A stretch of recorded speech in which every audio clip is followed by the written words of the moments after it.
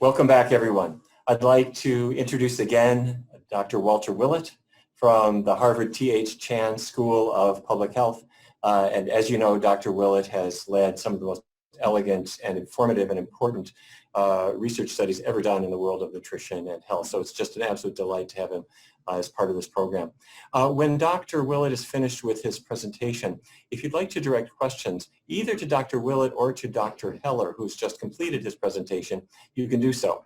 In the lower right hand part of your screen, you'll see a little icon that allows you to direct a question to our presenters. So with that, let me turn it over to Dr. Willett. Great. Thank you very much, Neil. And it's my pleasure to join the group again after following Dr. Heller, who talked about environmental issues. I'm going to give a talk that emphasizes food, health, but weaves in environment as well, since I think in today's situation with the existential threats of environmental change so much coming on us so rapidly, we need to put an environment lens on almost everything we look at. We're trained as professionals to put on a health lens, but I think we have to basically be binocular, at least with environment and health these days. So I'm going to give again an overview, perhaps 30,000 foot look at some of the big health issues and environment issues and how we can find a path to basically be successful on both of these fronts, but it's going to be a huge challenge. On the health perspective, I think everybody is aware of the threats, not just threats, the reality that's impinging on health in the United States at this point in time. Perhaps the most visible issue has been the obesity epidemic, but that's in some sense just the tip of the iceberg. The top line there looks at prevalence of obesity from year 2000 up until 2018, which is the latest data from the NHANES survey. And we thought back around 2008, 2010, we might be hitting a plateau and maybe we're really going to turn around the obesity epidemic, but that turned out not to be the case because since about 2012, there's been a steady and even sharper rise in obesity prevalence compared to what it was in earlier years. And we're up to 42% prevalence of obesity in adults at this point in time. And of course, you add another about 30% overweight and less than 30% of the U.S. population is what we call in the healthy weight range. But in fact, even many of those people are not at their optimal weight. On the bottom line is severe obesity, and that has just about doubled since year 2000 in the United States. It's a huge increase. It was rare, but no longer rare. And to put that in perspective, in year 2000, where we were at about 30%, that's definitely not normal. That wasn't normal either. If we go back to 1970s, the prevalence of obesity was about 10% in adults. So we're at about fourfold increase since that time. It's really very sobering change over basically the years that I've been following this. And there are huge consequences of overweight and obesity. Cardiovascular disease, of course, has been linked to obesity for many years. And heart disease rates have been coming down in the United States since the 1960s. The progress has been huge. That coronary heart disease mortality, our number one cause of death, actually decreased by about 80% during that time. We added another 10 years to life expectancy, mainly due to reduction in coronary heart disease. And if you look at the total population in the United States, heart disease rates still are coming down, although more slowly than before. But what's really troublesome, if you look at middle-aged adults, then heart disease rates are actually on their way up again. And that's not surprising because this is really the generation of adults who, as children, started to become obese. And we're now seeing the consequences of that showing up for disease rates in midlife. Cancer rates also, if you just look at total cancer rates, we seem to be continuing a decline, but that's largely due to reductions in smoking that have occurred over the last 40 years or so, and we're seeing important payoffs from that. And we'll continue to see some payoffs from the reduction in smoking. But again, if we look at more recent birth cohorts, more recent generations, the obesity-related cancers, and there are about a dozen obesity-related cancers, though half of those cancers are now going up again in prevalence, again in this generation that became overweight and obese as children, and now they're starting to pay the prices for that. So this is colorectal cancer that had been going down for decades, but if we look at the most recent birth cohorts, not only has it stopped going down, the rates are actually going up again. These people are mostly under age 50 or 55, and very troublesome is we know that from past experience they are likely to carry those increases in risk through them as they go into their older ages. So it will no longer be, almost for sure, not just young adults, but older adults will be experiencing increases in colorectal cancer and other obesity-related cancers as well. Again, not surprisingly, as sort of one domino follows the other, we're seeing life expectancy going down in the United States. The opioid epidemic has, of course, accelerated that decline in recent years. But as you can see from this figure, the gains in life expectancy, which had been going on basically pretty much as long as we had been looking at this issue for decades, around 2012 started to flatten out, and for the last 3 out of 4 years, life expectancy in the United States has actually gone down. And you can't you can put any name on it there, but the best life expectancy of any major country is in Japan, and they're living now about 5 to 6 years longer than Americans are. And their rates are steadily, their life expectancy is steadily going up, and the gaps are getting bigger. There's no other country like the United States who has really had this sustained decline in life expectancy compared to all the other economically developed countries. We are doing worse and getting worse. So that's a bit of the health background to the Eat Lancet report that I was honored to co-chair with Johan Rockström from the Swedish Resilience Center, who is an earth scientist. And we were fortunate that the Wellcome Trust basically provided resources so that we could bring together 35 scientists, including Dr. Heller, who had important input to this process. And we had people from nutrition, agriculture, earth sciences, social sciences, and many other disciplines. And that was really necessary. And we also, I should add, had people from 17 different countries from all continents. And that perspective, that experience was really necessary to tackle this huge challenge. And the basic challenge was, how are we going to feed what will be about 9.8 billion people in 2050 a diet that is healthy and sustainable? Until fairly recently, the main standard response is we need to increase food production, mostly grains, by about 70%.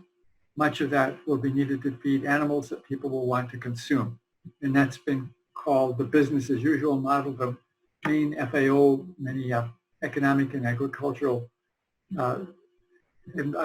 organizations have used this business as usual model to project out what the future of agriculture will be like. But it doesn't have to be this way, as I'll talk about. And in fact, it better not be that way, or else our future is going to be pretty grim. It's not just the United States that has nutritional problems, of course. And this Eat Lancet report was taking a global perspective. And if we look around the world, about 2 billion people lack key micronutrients like iron and vitamins. Many of these are children concentrated in low-income areas of the world. About 155 million children are stunted. And globally, the obesity epidemic is affecting the large majority of countries in the world, about 2 billion people are overweight or obese already. And in most of these countries, those rates are climbing. There are very few exceptions. On the climate change and environment side, the challenge is no less, and in fact, in some ways more urgent because the change is happening so fast. And as I'll talk about, many of these changes may not be reversible. I think you're aware there are lots of complicated statistical models looking at climate change, but you don't really need to get into models or mathematics. In some ways, it's like the obesity epidemic. You just look around, take a look at the Midwest now and take a look at movies from the 1960s. People do not look like they looked in those eras in the past. You don't need statistics to know we have an obesity problem. And likewise, just pay a little attention to what's going on around the world. The Arctic Ocean has opened up in the summer in recent years, and that wasn't happening until just the last few years. Looking at glaciers all around the world, they're retreating or disappearing even, and those are really good indicators because they integrate changes over weeks and months and years and show really the long-term effects of increasing global temperatures. I worked in Tanzania for 3 years in the 1970s, and at that time, Mount Kilimanjaro had a very healthy head of snow year-round, and now it's just a wisp, and it's projected to disappear in about 10 years. So the snows of Kilimanjaro are going to be no longer, and most ominously, the Greenland ice cap is melting at a greatly accelerating rate. The rate of melting has increased about 7-fold since 1990. Just a huge, rapid change, and that has direct effects on sea levels and climate. This is a figure the New York Times put together a couple of years ago that I think is very simple but telling and particularly worrisome. This is looking at monthly temperatures around the world and plotted back to 1880. And as you can see, climate, we have had global warming, and we knew about this 30, 40 years ago, but we thought then it was really going to be something that would have effects in 500 years or 1,000 years. But what's really troublesome is that this is turning out to be very nonlinear, and climate change is accelerating. As you can see on the far right, the warmest months of the year, warmest years, actually warmest months have been almost entirely concentrated in recent years, really underlining this acceleration. And of course, we could go on and talk about consequences of this for a long time, but just simply heat as damaging and accelerating. This is a map the Union of Concerned Scientists put together a few months ago. And as you can see at present, there's only a few places in southern Texas and a few counties in the far southwest that have more than 100 days per year with temperatures over 100. But we don't have to fast forward very far. The projections are that this will be affecting quite a bit of the southernmost part of the United States and Southwest. And for most of that area, there will be more than 50 days a year of temperatures over 100. And that just affects ability to work, ability to grow food, as well as many other consequences. People die of this and function less well. And again, going out to 2100, and that seems like a long way away, but our children are likely to be alive. Our grandchildren will likely to be alive in 2100, and some of our children as well. And so this is not that far away. They're going to experience a country that's extraordinarily different than it is now. That big swaths of the South are going to have more than 100 days per year over 100 degrees temperature, and a huge part of the country with more than 50 days a year over 100 degrees. So that will have profound effects on agriculture and life in general. Again, the issue is not that this is just increasing, but the changes are not linear, and we've entered vicious circles. Global temperatures are increasing, and with that forest biomass shrinks. There was a paper in Science just a few weeks ago showing these climate changes affecting our forestry biomass. And that's really worrisome because we were counting on the forest to be a sink of carbon dioxide. The permafrost is melting. That releases methane. Arctic ice cap is shrinking, more methane release. Air conditioning increases, more fossil fuels spent. And all of those increase greenhouse gases, and that accelerates climate and temperature increases. And around the circle goes spinning faster and faster. And we're in the center of that circle now, and many of these changes may not be reversible. So that's a little of the background to the Eat Lancet report, and the situation is so complicated that it was a little bit hard to get our thinking around this, and where do we begin? Where do we take this on? And so we broke this process down into 4 steps. First is we defined a healthy reference diet using the best available evidence from all sources.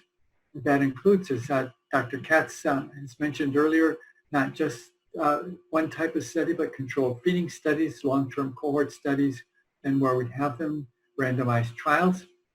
Then we define planetary boundaries, and fortunately our colleagues in Earth Sciences have been working on this for a number of years, defining just how much greenhouse gas can we produce, how much cropland can we use, how much water can we use, and stay within sustainable limits, how much nitrogen and phosphorus fertilizer can we apply, and what is a tolerable extinction rate.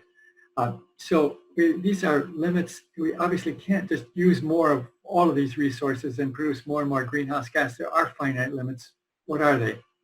And then we put these first 2 steps together and applied a global food systems modeling framework to look at what combinations of diet, agricultural production, and waste reduction are needed to stay within the planetary boundaries while still delivering healthy diets by 2050. And at the beginning of this process, and I think most of the committee members didn't know if we were going to be able to actually have a pathway, define a pathway where we could feed the world a healthy diet and stay within planetary boundaries. And I'll describe where we ended up. And then at the end, after this, a 5th section of our report was to look at strategies that could take us to a healthy, sustainable pathway. So I'm going to give just a few examples here of how we looked at healthy diets. That everyone would agree in principle we should eat a healthy diet, but when you come down to putting numbers on that, what do we really mean, then things get a lot more complicated. And we have to stay within a certain number of calories as well. So it's not just adding things on to make us healthier. If we're going to add something, we have to take something away.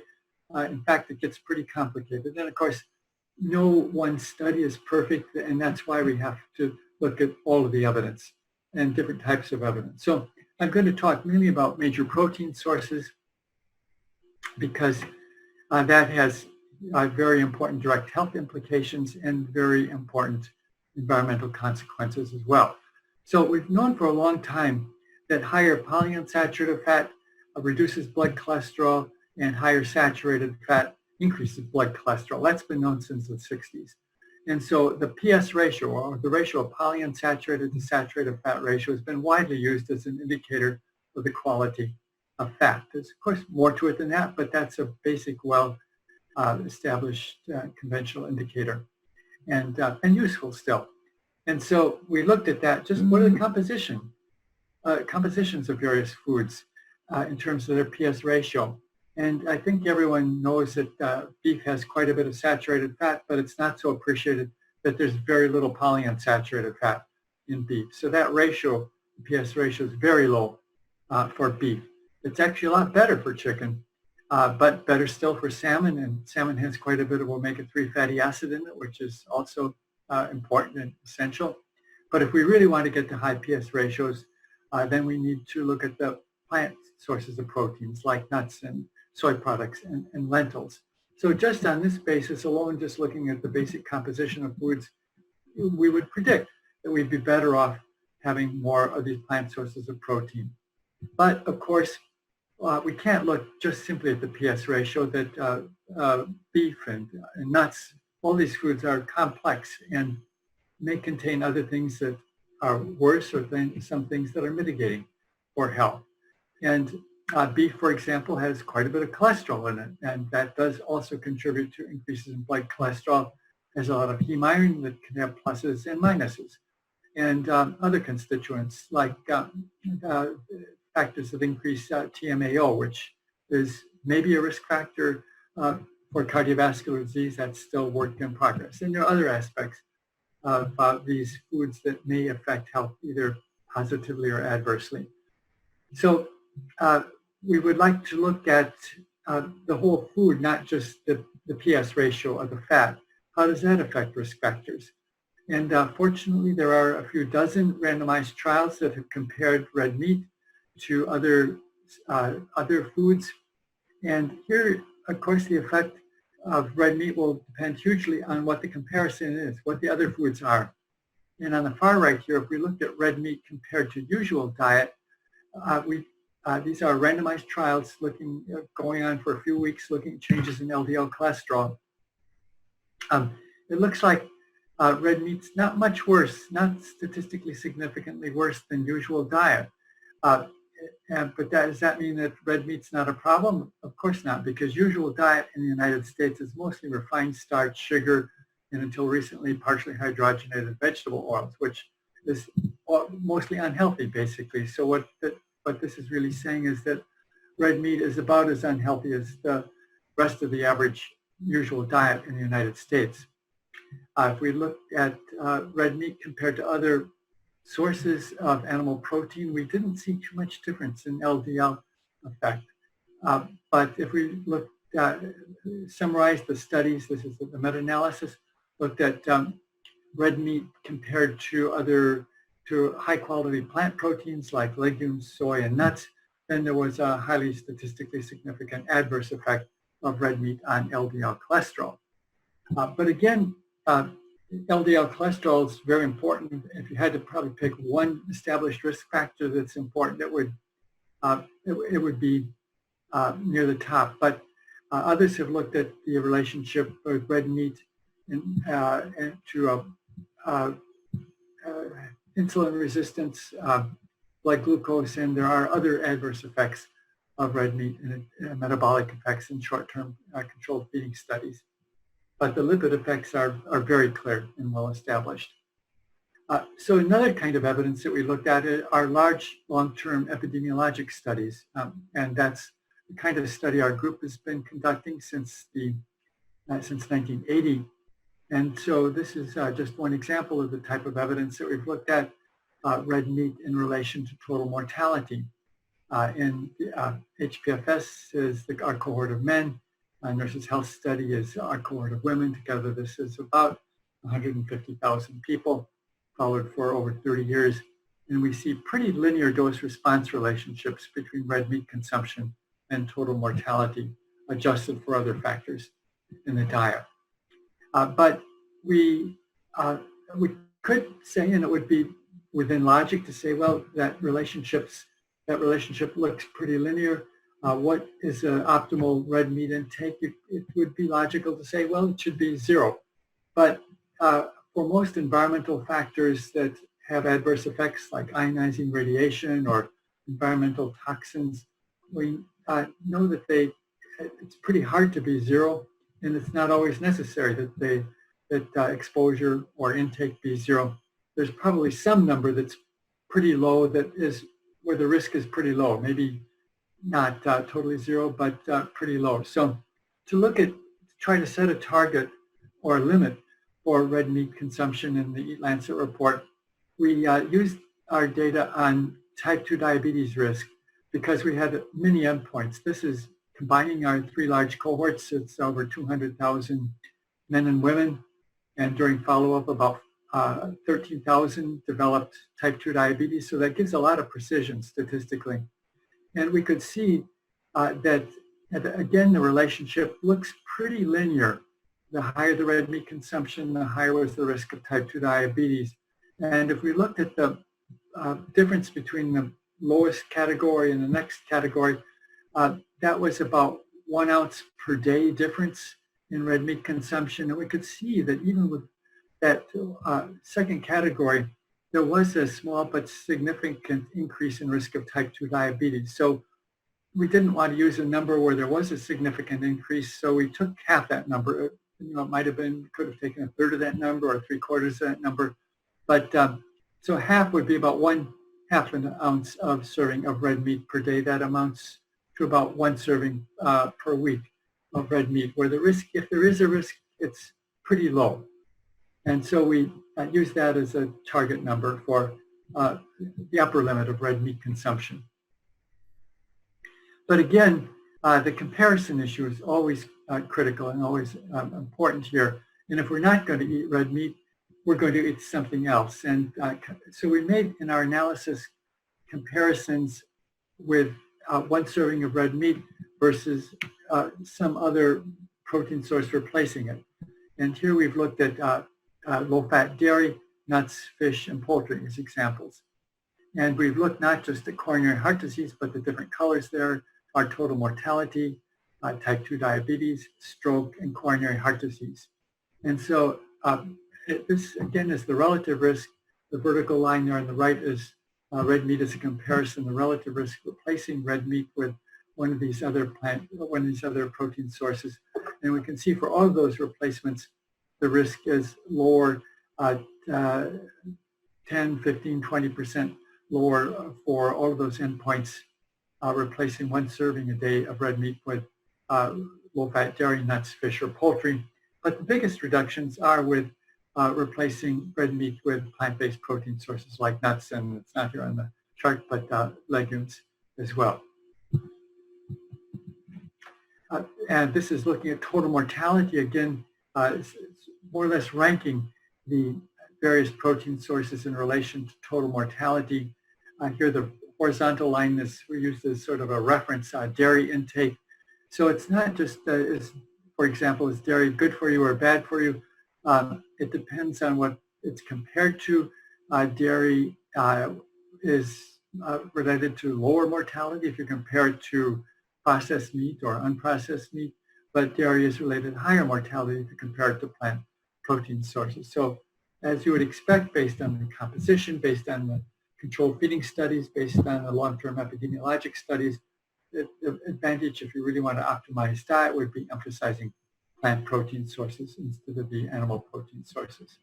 So I had basically talked about the process that we use to identify scientific targets for healthy diets, but we also put ranges there because we know that humans are adaptable and have flexibility, and we want to allow as much flexibility as possible because that makes it more likely that people will have a healthy diet if we can give them some flexibility. So, for example, here, for whole grains, we had identified about 35% of calories from whole grains, but quite a wide range from 0 to 60% of calories. Next slide, please. And go on to the next slide, please. For fruits and vegetables, that's a good place to hold. We had about 5 servings a day. That's familiar to a lot of people. And maybe if we could go back a slide here and one more slide back. Dairy. Dairy has big implications for health and environment too. So we identified from a health standpoint of a range from 0 to 2 servings a day could be compatible with a healthy diet. We set a target at the midpoint of 1, and then we did sensitivity analyses to see would it be sustainable if we went to 2 servings a day instead of 1. And here we're talking about the global population. Next slide, please. For red meat, we already explained that this comes out to be about 1 serving per week of dairy. Next slide, of red meat. Next slide, please. Chicken, a couple servings a week. But again, for all of these animal source proteins, 0 is possible. So this is compatible with a vegan diet, or as some people have called it a flexitarian diet that has moderate amounts of animal source proteins if one so chooses. Next slide. and a couple of eggs per week. Next slide. And fish, 2 servings a week. But next slide, please. An emphasis on plant protein sources such as beans, lentils, peas, soy, and nuts for the reasons that we've described in terms of the overall evidence. Next slide, please. And of course, keeping sugar low. And we chose as a number 5% of energy, which is actually what the new dietary guideline committee just came out with as well. That amounts to less than 1 sugar-sweetened beverage per day. So compared to about 14% of energy in the United States, 5% of energy would be a substantial reduction. Next slide. Please, looking at this graphically, as a plate, by volume, about half the plate would be vegetables and fruits and some whole grains. Again, flexibility about that, but the protein sources there, about 2/3 being plant-based protein sources with modest amounts of animal source proteins as an option. It really comes down to about 1 serving of dairy a day, and then 1 serving of something else, being red meat, poultry, eggs, or fish. Next slide, please. This is not too surprisingly fairly similar to what our group has developed over the years, what we've called the healthy eating plate. We go into it in a little bit more detail. It's on our department website if you just want to Google nutrition source. Next slide. We've also looked at this issue of moving more in a plant-based direction by creating a plant-based diet index, recognizing that a plant-based diet isn't just yes or no, it's really a continuum. And so we created a score, a very simple score. You get 1 point for eating a plant-sourced food and -1 point for eating an animal-sourced food. And that basically having a higher plant-based index here, that's the dotted blue line in the middle, with increasing score at lower risk of coronary heart disease. And we've looked at this for diabetes, for total mortality. We see a very similar picture. But of course, just plant-based foods is not enough. That sugar-sweetened beverages and donuts are plant-sourced foods as well. So we made a healthy plant-sourced food score. That's the red line there, and as you would expect, steeper gradient farther along that line, further reduction in heart disease, diabetes, and mortality. And the top line is actually the unhealthy plant-based score. That's actually sort of the worst thing you could do, it seems, is loading up on those unhealthy plant-sourced foods. Next slide, please. We did some reality checking. Those target numbers, are people really following, or have they followed those diets over the years? And in fact, it turns out that those numbers are very similar to the traditional Mediterranean diet that Ansel Keys studied in Crete in the 1960s. There, Greek men had about 35 grams a day of red meat plus poultry. Our numbers came out to 42 grams per day, just very similar, 43 grams per day. Next slide, please. We also did a nutrient check, calculating intake of nutrients from the target numbers, and that would come out to be a pretty good diet, in most ways better than the average American diet. Calcium would be a little bit on the lowish side. By the US standards, came out to be 718 milligrams a day of calcium. But the UK suggests that 700 is adequate, and the World Health Organization says 500 milligrams a day is adequate. So I think we're in a very good range for calcium. Vitamin B12 was at the margin. I think everybody is probably aware, if you go below the amount of animal sourced foods that we're talking about for the target numbers, you do need to get some vitamin B12 from supplements or fortified food. Next slide. We then went on to make some estimates of how much mortality might we reduce if everyone around the world adopted those target numbers. And we used 3 different calculation approaches, and they were encouragingly and reassuringly all gave pretty similar estimates, using quite different assumptions, ranging from about 19% to about 24% of premature deaths would be prevented, about 11 million premature deaths per year among adults. Next slide, please. We then looked at the target numbers in relation to current diets around the world. And the different colors are different regions. And that vertical red line toward the left there that represent the target numbers. And as you can see at the top, red meat, we're way over in many parts of the world, but some of the parts of the world are pretty close to the target number, or even less than the target number, for example, in Southeast Asia. But what's really quite important to emphasize here is that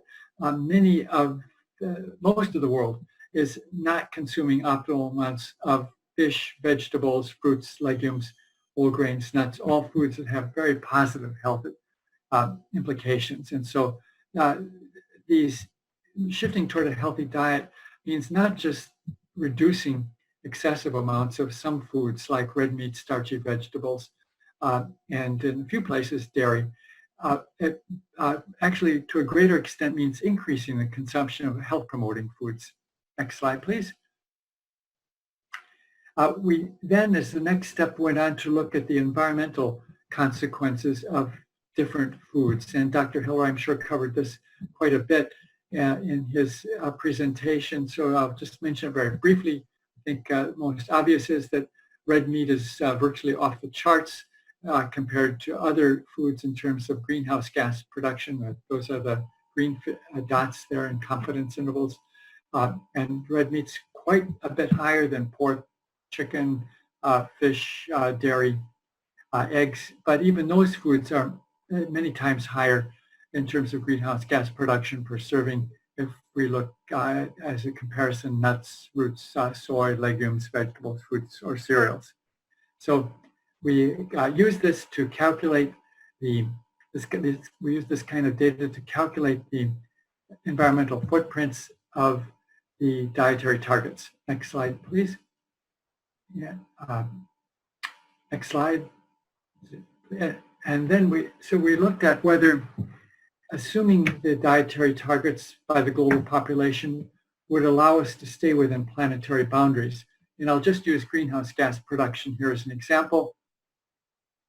The planetary boundary, from a lot of work we talked about in the book, was set at about 5 gigatons per year of greenhouse gas, and that's a number I can't really think about, gigatons per year, but it's a reference point. In 2010, we were just a little bit over that already, and if we followed the business as usual model, increasing animal source foods, red meat, and population growth around the world, we'd be about double the number, about 9.8 compared to the planetary boundary. But if we adopted the dietary targets, that would actually bring us down about half that number to be right at the planetary boundaries, which I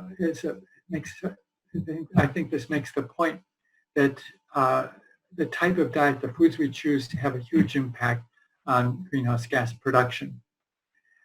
If we went further toward a more vegan diet, the planetary target, the greenhouse gas production would be down a little bit, somewhere around 4 gigatons per year.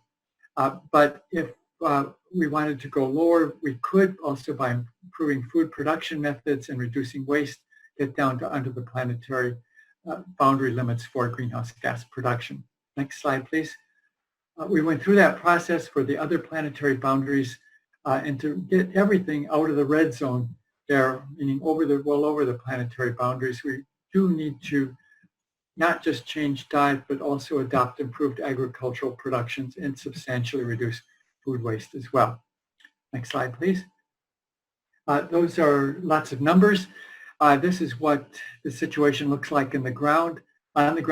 This is actually from our family farm in Michigan, where Willetts have farmed the land since the 1880s, and my cousin still actually owns the farm here, but it's totally different than it was when I grew up. It was small fields, really sustainable production. Now it's all been merged into not just our farm, but the next farm and the next farm, and vast monocultures of corn or sometimes soy. And this pretty much describes the Midwest at this point in time. And the sad fact is that only about 10% of the grain produced in the United States, like the corn and wheat, is going to be consumed by humans About 45% goes to feed animals, about 30% to feed big cars as ethanol, and about 15% into manufacturing like high fructose corn syrup. And so this is destroying the environment, obviously hugely destructive for biodiversity, applying lots of fertilizer, and degrading the environment, at the same time producing a food supply that's undermining human health. It's hard to imagine that we could have created a more dysfunctional agricultural system than we have today. Next slide, please.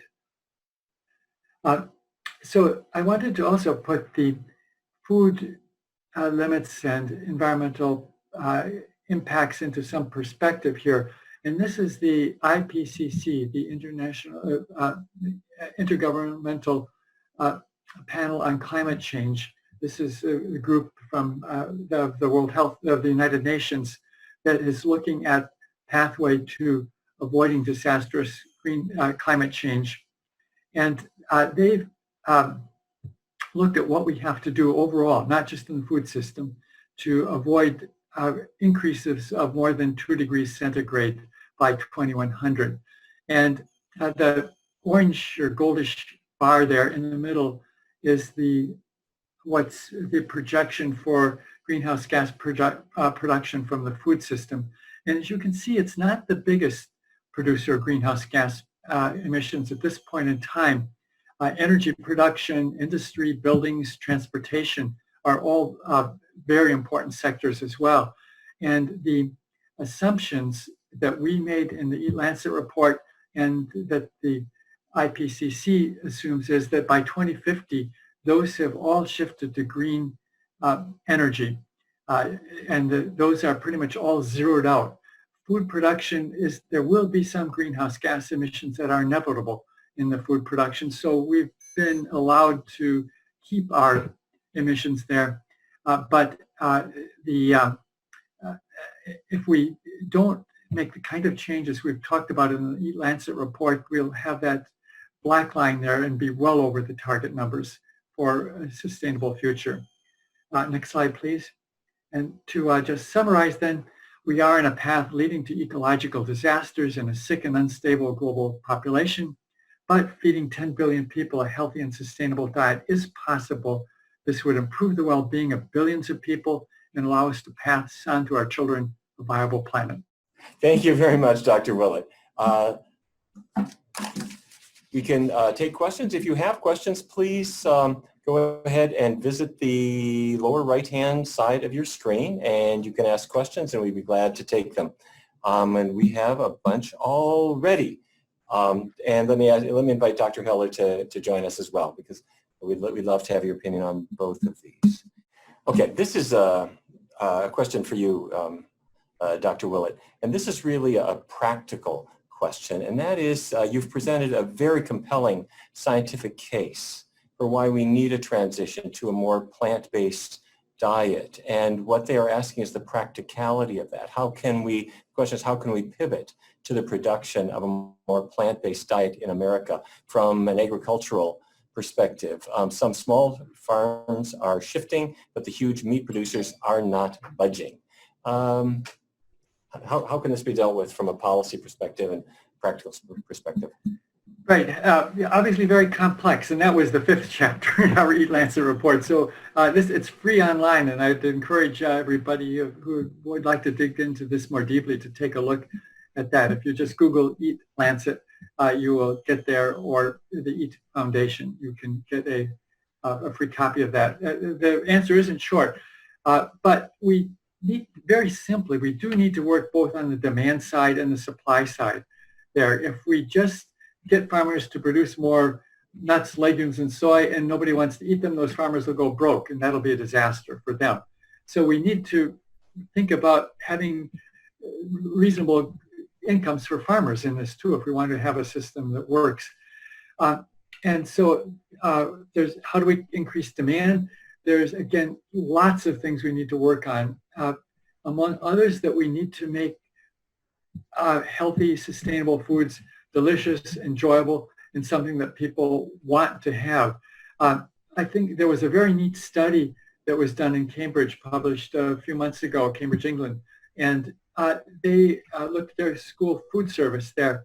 And just by increasing the number of plant-based entrees on their menu from 1 to 2 without any education and doing anything else, they very substantially increased the consumption of plant-based meals there. So you sort of stack the system against moving people in that direction. If you've got 10 animal source meals and 1 plant-based meals, it's just by chance someone's more likely to find something they like on the animal source side. But if you have attractive, interesting options on the plant-based side, just making the choices greater will have an effect.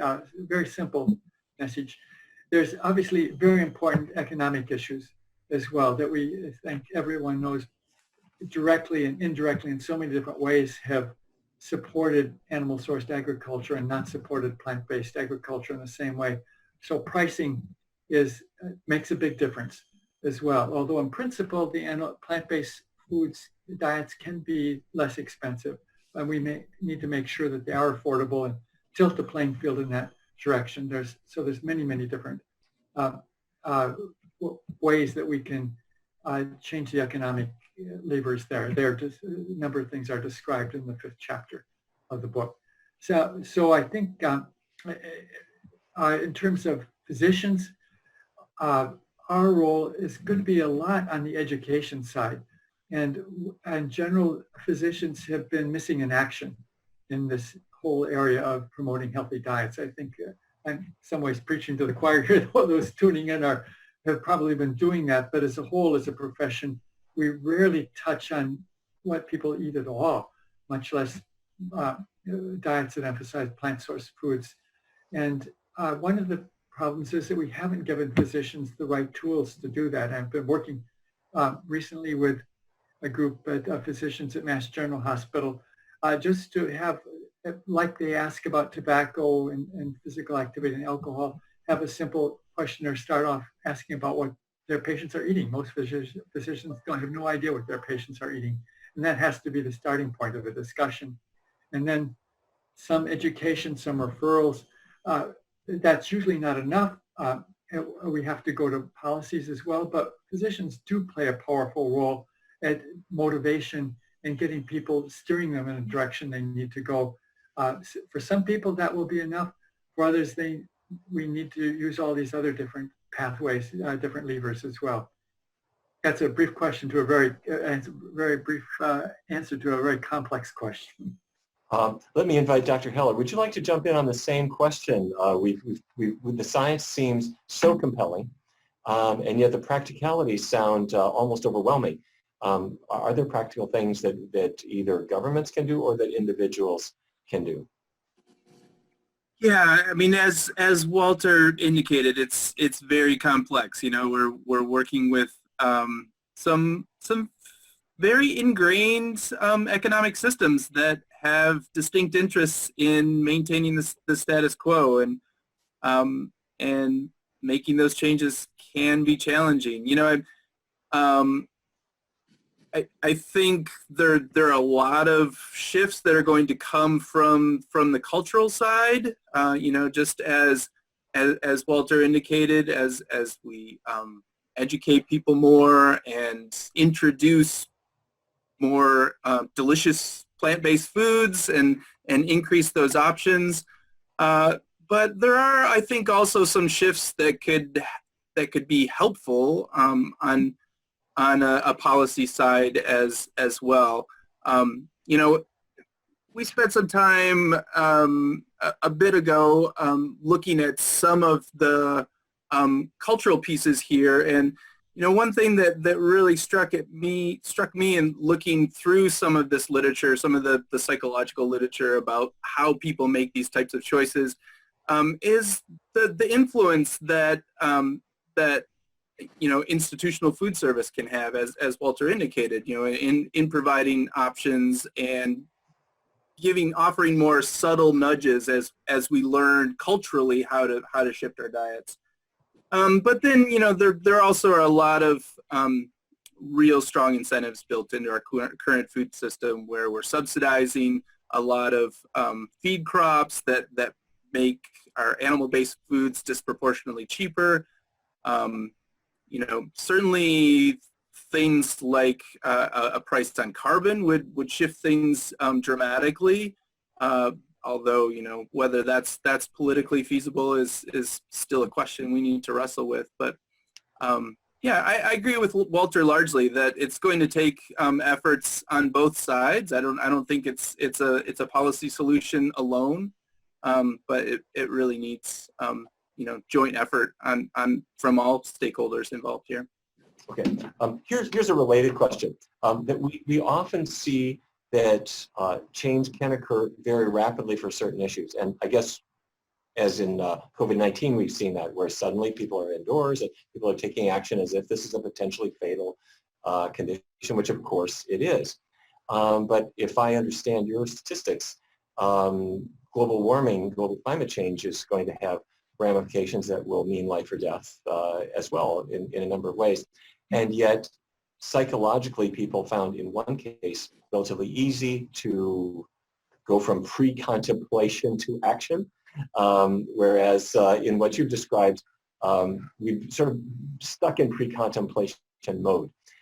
Is there something psychologically about our response to this massive change that is causing people to, or keeping people from taking action more rapidly? I don't know if there's an exact answer to that, but either one of you, would you like to weigh in on that? What is it psychologically that allows people to get your statistics but do nothing about it? Yeah, I'm not a psychologist, but people are writing books on this now, and it does seem to be that we are inherently conservative and resist change. And that's part of human nature, and probably a survival advantage for lots of other things, that if you move too fast, you put yourself at risk. So there are probably some deep reasons that I don't pretend to understand. But as you say, I'm not a nihilist about this. We have made huge changes. If we look, tobacco is probably one of our best examples, where back in the 60s, before the Surgeon General's report, about 60% of men smoked in the United States. It's now under 20%. A huge change, and that's something that's really physically addictive as well, and obviously was promoted intensively. So change is possible. It doesn't happen overnight, and we need to do everything. But the timeline is short here. The climate change issues are very worrisome. So we do need to take every advantage, work on every front. And what part of the thing is that we've learned from tobacco is we do need, as Marty was saying too, multi-sectoral, multi-level, just getting the message from every different direction, using all the levers, economic levers, educational levers, different institutions, and they seem to be synergistic. So there's no single answer. That's pretty clear here, that we do need to use multiple levers. And it does seem that there's something about human nature that we don't respond to threats until they get very close. And it's worrisome with COVID-19, as you're saying, lots of people have changed behaviors part of it is the timeline, the urgency there. Part of the challenge with the climate change environmental issue that it's happening in slow motion and people don't even perceive the changes on an individual basis, where if you look back over a decade or two, the changes have been huge. Marty mentioned the institutions like work sites. A lot of them are doing a lot now because they can see it's good for their bottom line, it's good for the employee health. Schools, some of them are doing quite a bit. That's a place where we need to do a lot more. But I would, and almost every institution, wherever we work, wherever we live, we need to take action. But as physicians, we do have a special role, and we do have more power than an average person in motivating change. So we're not taking advantage of that, and we need to do a lot more in our home field. Okay, here's a question. What about almonds? Are almonds on the bad list or almonds on the good list? Right. certainly from a health standpoint, it's very clear they're on the good list. Issues have been raised about water usage, and Marty may comment about that. But even that, water is very regional and very local. That in the Northeast we have lots of water, but if you're in the Central Valley of California, it's a much tighter issue there. We did a little calculation with our Culinary Institute collaborators on water usage for almonds versus milk per gram of protein. And it turns out that a lot of the dairy there is, it's not natural grazing dairy. They're producing alfalfa and grains and feeding it to animals. It turns out that almonds were not much different than milk in terms of water per gram of protein produced. And some of our colleagues there who are working on the water issue in California say that it's also complicated because when you flood the almond fields, a lot of that water goes back into the earth and the aquifers and recharges them. So it's not so simple, and they are working very hard on, in fact, they've cut down lots of the almond groves and replanting trees that use less water. Irrigation methods can minimize this. So it is a complex issue, but it's just picking almonds out as high water usage, I think is, again, you have to look at the comparison. And Marty probably has something to add to that. I'm sure you do. Yeah, I mean, you're spot on, Walter. I mean, I think one thing that we're challenged with, in particular with almonds, is they really need that unique climate, that Mediterranean climate that in the U.S. we have few other places where we can produce them. It's difficult to grow almonds in the Midwest, right? We can't simply move our production to regions where water scarcity is less of an issue. But you know, I certainly don't think that means that we need to that almonds shouldn't be considered as part of a healthy, balanced diet. I think that those production methods can be managed well, and certainly there are lots of other environmental benefits relative to other protein sources and relative to animal-based protein sources. So it's an interesting balancing act, and certainly one that we're trying to further explore quantitatively. I'm not quite sure if we've got all the pieces to do the full balance, but it's a great question. I just had them for lunch, so that's my answer to the question. But I think it's an example where what I would really like to see is more investment in looking at ways to produce other kinds of nuts in the Midwest and around the country. We know that they can be produced there. We know we can produce walnuts in those areas, but we haven't had the same sort of investment from Michigan State, where I went to school, at a big agricultural school. We haven't had investment in nut production like we have in meat and dairy and some of these other crops. And nuts do take probably some, in so many ways, they are environmentally friendly in general and healthy at the same time. But they also, you have to plant them and wait for a few years. So before you get production. So there's no reason we shouldn't figure out mechanisms to help support that, like we help support dairy production. Well, help me to understand this, not to belabor the almond point, but if I understand correctly, what you're saying is that almonds may actually consume a fair amount of water that's used as irrigation.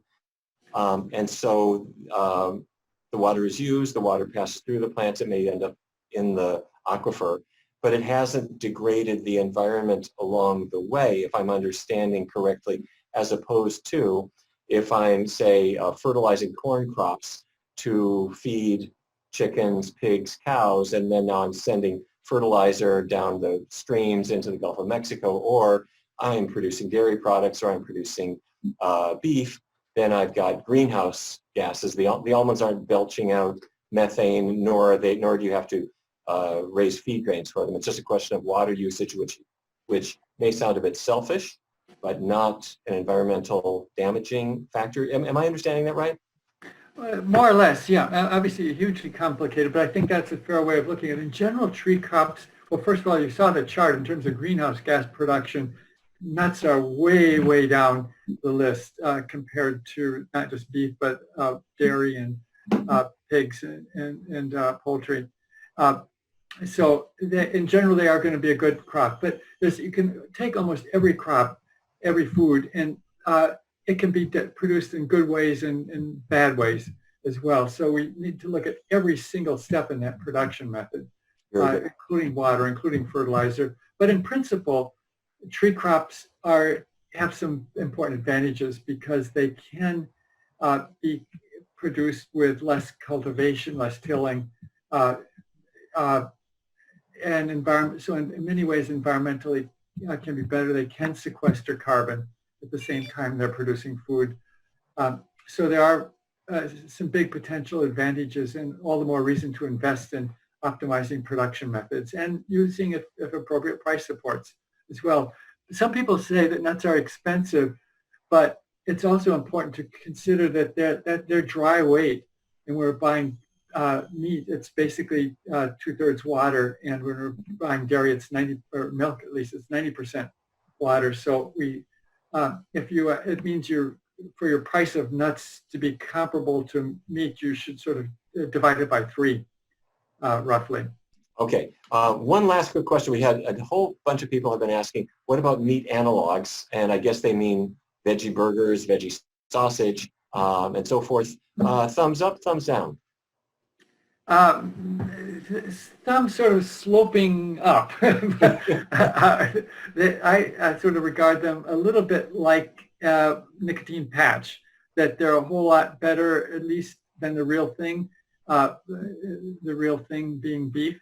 But from a health standpoint, almost for sure not going to be quite as good as the real thing, because they've usually added salt and some other additives that are not going to be as optimally healthy as having your true veggie burger, say, compared to your Impossible burger. And same on the environmental side, that they're never going to be able to compete as well directly with the plant-based sources of food, because there is a lot of processing in the industry. Even the cultured meat, you've got to feed those cell cultures as well, and so you're always going through some inefficiencies rather than having healthy whole food plants to begin with. But still, I think it's important to have lots of options, and if we can get people to get on to the nicotine patch or get on to an Impossible burger instead of having the real burger, that's an important step forward, and hopefully we can move them on from that. So Marty probably has some thoughts on this as well. Yeah, no, I agree generally, Walter. I mean, we do at this point have seen some pretty good assessments of the environmental impact of some of the new plant-based burgers that are on the market, and they are substantial reductions from beef, obviously. You know, I mean, environmental impacts that are probably closer on the order of chicken. So, you know, a bit more than if we were just eating those legumes directly, of course. But, you know, like you were saying, I think they serve a role in sort of a transition. If there is an addiction to those flavors and to, you know, to a lot of the cultural pieces that eating meat represent, I think they're a very important part of our transition. Very good. Well, Dr. Heller, Dr. Willett, thank you so much for a tremendously engaging series of sessions from both of you. Thank you so much. That's going to end our presentations for today.